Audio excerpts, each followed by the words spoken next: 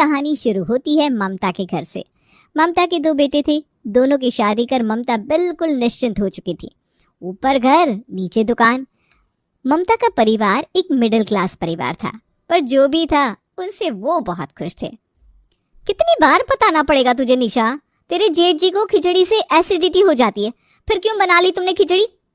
खिचड़ी तो बीमार भी खा सकते भाभी, खिचड़ी से एसिडिटी नहीं होती भैया को। खिचड़ी खाने के बाद भैया जाकर चाय पी लेते हैं, उसके बाद कोल्ड ड्रिंक और फिर सो जाते हैं। अब गरम ठंडा साथ में पीने से तबीयत तो बिगड़ेगी ना। और सभी के लिए खिचड़ी बनाकर दही, अचार, पापड़ के साथ निशा रेडी कर लेती है। बन गया खाना? दो, मैं जाकर बाहर सभी को सर्व कर देती हूँ। सब कब से खाने के इंतजार में बैठे हैं। मैं किचन में क्या करूँगी भाभी, चलिए मैं भी बाहर चलती हूँ। अब खिचड़ी बनाने में तूने जो कुकर लिया था उसे साफ कौन करेगा? जा जाकर धोकर साफ कर दे। इतने बर्तन बार बार मैं नहीं धो सकती, ऐसे भी इतनी ठंड है और चीरों को पढ़ाना भी पड़ता है मुझे। ज्योति बाहर जाकर सभी को निशा की बनाई खिचड़ी परोस देती है। आहा, क्या खिचड़ी बनाई है निशा ने, मजा आ गया भाई। ये लोग क्रेडिट भी नहीं ले पाई, खाते ही समझ गए पापा जी की खिचड़ी निशा ने बनाई है। सही कहा जी, बहू के हाथ की खिचड़ी जैसी स्वादिष्ट खिचड़ी कोई और बना ही नहीं सकता। मुझे कोई 3 टाइम भी निशा के हाथ की खिचड़ी दे देना तो मैं तो खा लूं। ये रेस्टोरेंट पे पैसे बर्बाद होते हैं। सही में मम्मी, निशा के हाथ का खाना खाकर मजा आ जाता है। इसीलिए तो मैंने निशा को खिचड़ी बनाने को कहा था मम्मी जी। मैंने कहा खिचड़ी तो 2 मिनट में बनती है, तुम खाने की तैयारी कर लो, बाकी बर्तन वगैरह मैं देख लूंगी। ऐसे तो काम मैनेज होते हैं ना, किसी एक पर सारा काम नहीं आना चाहिए। मैं 2 काम ज्यादा कर लूं चलेगा, पर इतनी ठंड में उस बच्चे से बर्तन धुलवाना मुझे नहीं जमता भाई। इसी तरह तुम दोनों साथ साथ रहो तो घर भी संभला रहे। बेटों की शादी के बाद घर संवारना और घर बिखेरना बहुओं के हाथ में ही होता है बेटा। मैं हूं ना पापा जी, आप फिक्र मत कीजिए। निशा और प्रिंस मेरे देवर देवरानी नहीं, मेरे बच्चे समान है। रात को डिनर के बाद सभी अपने कमरे में चले जाते हैं। और कितने दिन मैं ये सब बर्दाश्त करूंगी? मुझे अपने बेटे के भविष्य के बारे में सोचना है, तुम तो सोचोगे नहीं। अरे भाई, मेरे दिमाग में सब सेट है, तुम बस सबके सामने अच्छी बनी रहो, बाकी सब मैं देख लूंगा। क्या देख लोगे तुम? बाहर सभी के सामने निशा के हाथ के बने खाने की तारीफ करने की क्या जरूरत थी? कर रहे थे ना सब उसकी खिचड़ी की तारीफ, अब उसी से खाना बनवाना। मुझसे तो कहते हो खिचड़ी निगली नहीं जाती। अरे सभी के सामने दिखावा तो करना पड़ेगा ना कि मेरे लिए मेरा भाई और उसकी बीवी कितने जरूरी है, तभी तो सबका विश्वास जीत पाऊंगा। अगली सुबह बिजली का बिल लेकर विकास अपने घर लौटता है। मुझे तो लगा था ठंड में बिजली बिल कम आएगी, पर ये तो इस बार डबल आ गई। मैं कहता हूँ ज्योति तुम्हें कि हीटर जरा कम चलाया करो, 4000 बिजली का बिल आया है। 2000 मैं दे देता हूँ भैया। अरे तू क्यों आधा बिल देगा? तेज बनेगा ज्यादा ना तो मारूंगा एक थप्पड़, ठीक हो जाएगा। तुम दोनों कितनी ही बिजली लगा देते हो। अरे बड़ा भाई हूं मैं तुमको दूंगा या तुमसे लूंगा? अरे दे रहा है पैसे प्रिंस, तो देना देना बेटा, कमाता भी तो है वो। क्या कमाता है मम्मी? वो तो मैं दुकान से जो उसके हाथ में रख देता हूँ वो लेकर चुपचाप बैठ जाता है। उसकी खुद की भी तो लाइफ है, जरूरत नहीं है बेफिजूल खर्च करने की। तुझे जमा कर, आगे काम आएंगे। विकास की बातें सभी के दिल को जीत लेती है। कमरे में जाकर निशा प्रिंस से कहती है, भाभी जरा गुस्से वाली है, पर भैया ना बहुत ही नरम दिल का है। भगवान ऐसा भाई सबको दे। इसीलिए तो मैं कहता हूँ निशा कि भाभी की 1-2 बात जरा इग्नोर कर दिया करो। अब भैया हमें जो सपोर्ट कर रहे हैं फाइनेंशियली, कोई और थोड़ी ना करेगा। ये कहकर विकास घर के नीचे के राशन की दुकान में चला जाता है और कुछ देर बाद अपने भाई को छुट्टी देने प्रिंस भी दुकान पहुंचता है। ये बार बार दुकान क्यों आ जाता है? ऐसे तो किस्सा खत्म ही नहीं कर पाऊंगा मैं। जाइए भैया, आपको कोई काम है तो आप कर लीजिए, मैं बैठा हूँ दुकान पर। इधर आ, मेरे पास बैठ। तो एक छोटी सी राशन की दुकान है, यही बैठकर अपना जीवन से बर्बाद करेंगे क्या? मेरी तो मजबूरी है भाई यहाँ बैठना। मेरा तो बच्चा भी हो गया है, इस उम्र में कुछ नया करने की सोच भी नहीं सकता। पर तू तो सोच सकता है ना। क्रिकेट कितना पसंद था तुझे, जा अब चालू कर दे। टैलेंट को बेकार मत कर, सारे खर्चे मैं दुकान से देता रहूँगा। भैया आज के ज़माने में इतना तो बाप भी नहीं सोचता बच्चों के लिए जो आप मेरे लिए सोचते हो। ये कहकर प्रिंस अपने भाई की गले लग जाता है और रोने लगता है। अब रोज प्रिंस यहाँ वहाँ अपने हिसाब से नौकरी ढूंढता या अपने सपने के पीछे मेहनत करता। अब दुकान पर 24 घंटे सिर्फ विकास ही रहता। जरा पानी पिलाना तो ज्योति, बहुत मेहनत हो जाती है। बहुत आराम करने गई है बेटा, मैं ला देती हूँ पानी। कितना थक गया है तू। अरे प्रिंस को क्यों नहीं कहता दुकान में बैठने के लिए? ठीक है ना मम्मी, उसने कहा कि भैया कुछ वक्त दो, मुझे अपने सपने पूरे करने हैं। तो बड़ा भाई होने के नाते इतना करना तो बनता है ना मेरा। अब मुझे सोचने की ज़रूरत नहीं है बेटा, अब मुझे कुछ हो भी गया तो मेरे पीछे से तू सब संभाल लेगा। यही विश्वास तो लाना चाहता था मम्मी, आ गया विश्वास। एक रोज़ विकास अपनी माँ को फ़ोन करता है और घबराते हुए कहता है, ना रिएक्ट करना, ना किसी से कुछ कहना मम्मी। वो प्रिंस और उसके दोस्तों के बीच में झगड़ा हो गया, प्रिंस पर केस लग गया है, उसे छुड़वाने जाना होगा मुझे। तुम्हारी भी ज़रूरत पड़ेगी, आ रही हो ना? कि फिर मैं ही लेकर आऊँ? और देखो, घर पर कोई पूछे तो कुछ भी मत कहना। बेकार में, तुम जानती हो ज्योति की आदत, फौरन निशा को बता देगी और निशा की तबीयत बिगड़ जाएगी। हे भगवान, ये लड़का, मैं कह रही थी ना दुकान पर बिठा ले उसे, पर तू है कि कहाँ आना है बता। कोर्ट कैसे मम्मी? तो कोर्ट में तो आना ही होगा, पर पहले तुम बैंक जाओ ताकि मैं कुछ पैसे निकालूं। अब वकील भी तो पैसे मांगेंगे। बैंक में कोई कुछ भी पूछे तो कह देना कि हाँ मुझे ज़रूरत है। किसी को क्यों बताए कि क्यों पैसे निकाल रहे हैं हम। और बैंक जाकर विकास अपनी माँ के खाते से सारे पैसे खुद के खाते में ट्रांसफ़र करवा लेता है। कोर्ट जाकर घर और दुकान के पेपर पर अपनी माँ के दस्तखत लेकर पूरा घर दुकान अपने नाम करवा लेता है। हेलो ज्योति, मैंने घर और प्रॉपर्टी, सारे पैसे, सब कुछ अपने नाम करवा लिया है। अब जैसे ही मैं माँ को लेकर घर आऊँगा, तुम किसी को अंदर मत आने देना। कर दो तमाशा शुरू। सच में?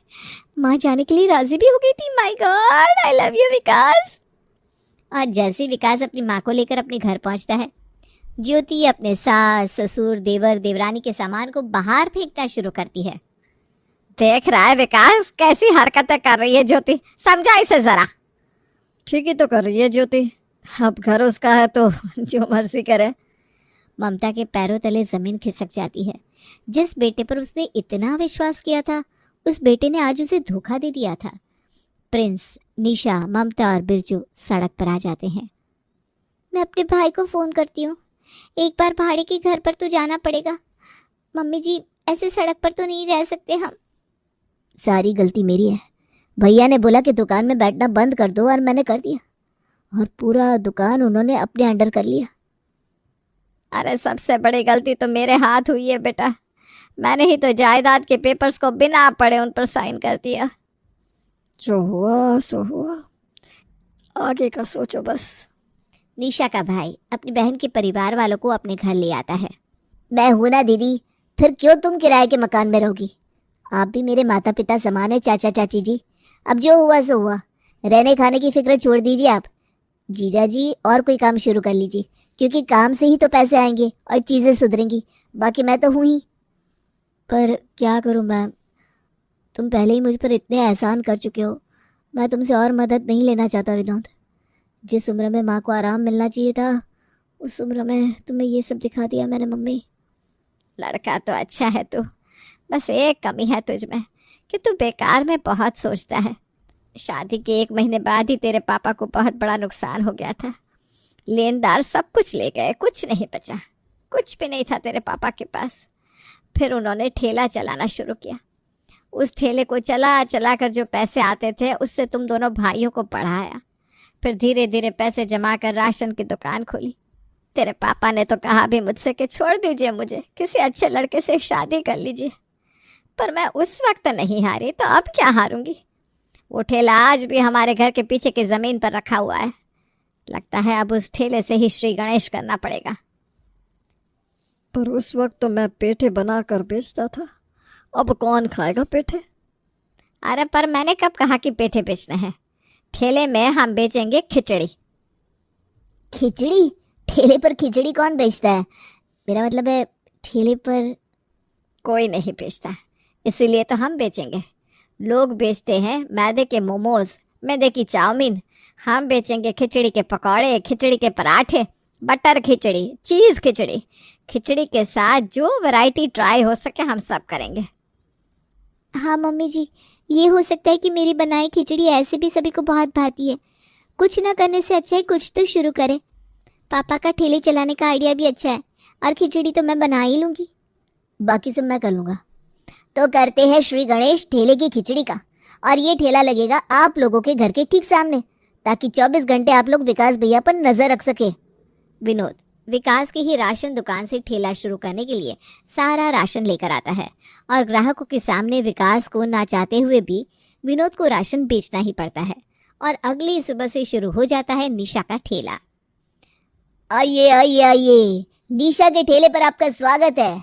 मैदा मोमो खाकर क्यों करे पेट को खराब, खाइए निशा की खिचड़ी जो है बड़ी लाजवाब। भाभी जी, आपने अपना ठेला खोल लिया? जब बेटा धोखा दे दे और कोई उपाय भी ना बचे तो क्या करे आदमी सुमन। एक बेटे ने घर से निकाल दिया तो दूसरे बेटे ने सहारा दिया है। अब इस पापी पेट के लिए कुछ तो करना पड़ेगा ना। निशा के हाथों की खिचड़ी फेवरेट थी ना तेरी, अब जरा ठेले से खाकर श्री गणेश तू ही कर दे। इतने दिन मुफ्त में खाया है, इस बार पैसे देकर जरूर खाऊंगी मैं। और निशा बनाती है सुमन के लिए फ्राइड खिचड़ी विद चीज एंड बटर।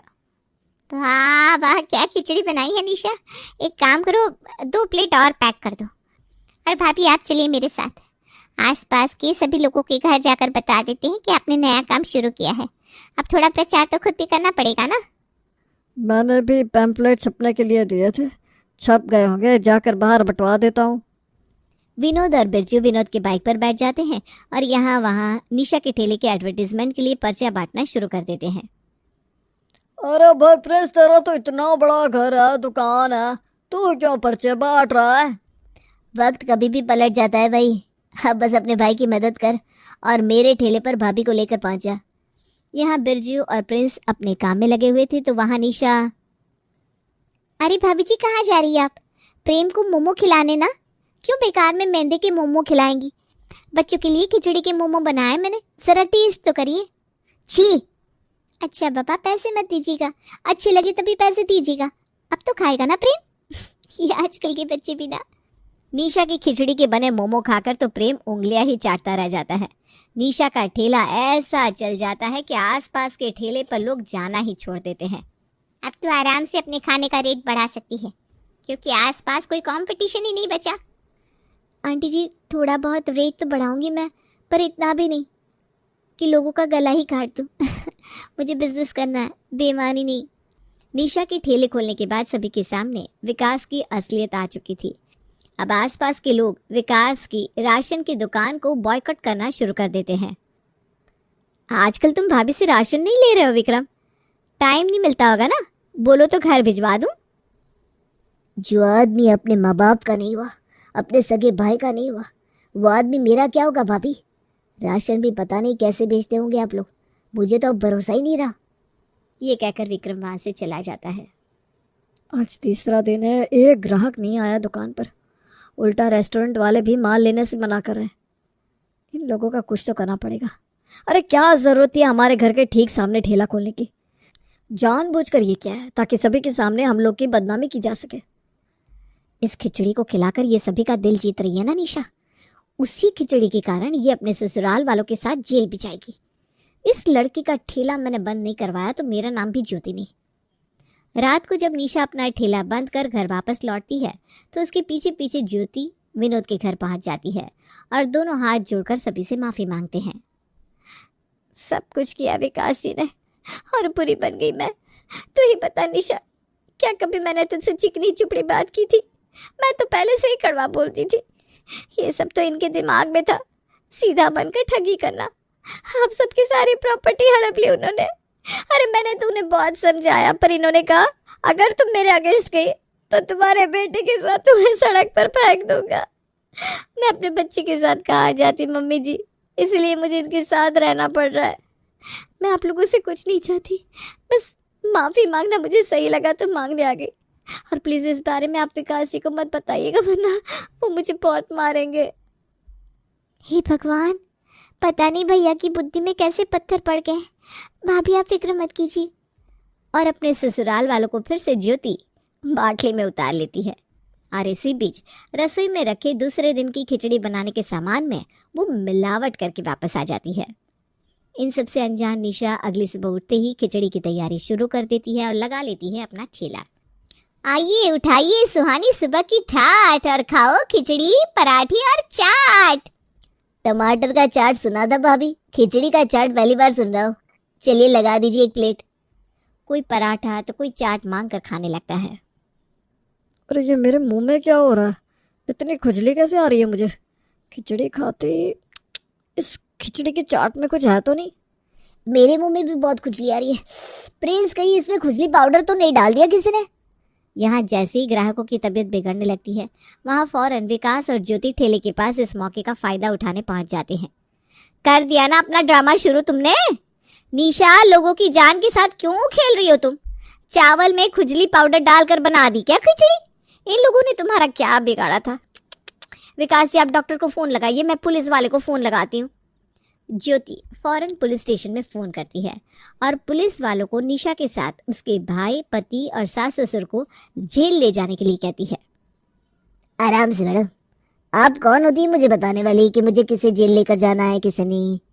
खाने में खुजली पाउडर अगर निशा जी ने डाला होता तो उनके हाथों की पपड़ी उतर जाती, पर ऐसा नहीं हुआ क्योंकि वो ग्लव्स पहनकर सारे काम करती है। आपने तो यहाँ की खिचड़ी खाई भी नहीं, फिर आपके दोनों हाथों की पपड़ी क्यों उतर रही है? कहीं ऐसा तो नहीं कि आपने अपनी देवरानी का बिजनेस बंद करने के लिए ये खुद किया है? मतलब तू रात को हमारे यहाँ माफी मांगने नहीं, ये सब करने आई थी? हाँ बेटा, ये सब इसी लड़की ने किया है। उसके पति के साथ मिलकर हमें सड़क पर ला दिया इसने, और अब हमारा ठेला भी बंद करने पर तुल गया है दोनों। पुलिस इंस्पेक्टर इस केस की जांच करते हैं और आसपास वालों का बयान भी लेते हैं, जिससे साफ साफ साबित हो जाता है कि ये सब ज्योति और विकास का किया धरा है, और पुलिस ज्योति और विकास को जेल ले जाती है। ज्योति का बेटा अपने दादा दादी और चाचा चाची के साथ रह जाता है।